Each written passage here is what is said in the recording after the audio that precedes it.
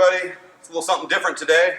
Got a 1980s, I think an 86 El Camino that was absolutely blasted in the frame rail right here.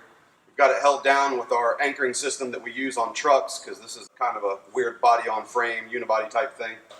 Got her wadded up in here, wadded up back there. And this is our first set of pulls that we're going to put on it. I think it'll show a lot of good movement. The way we've got it set up, we're actually pulling forward and down at the same time. Let's give it some gas.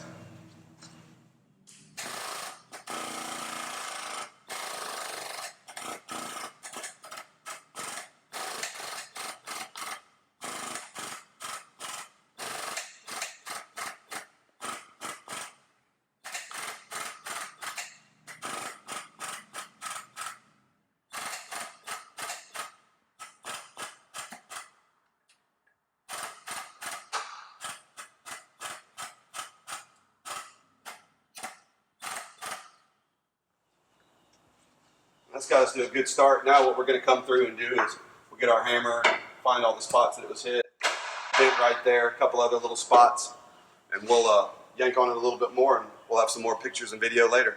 See you guys next time.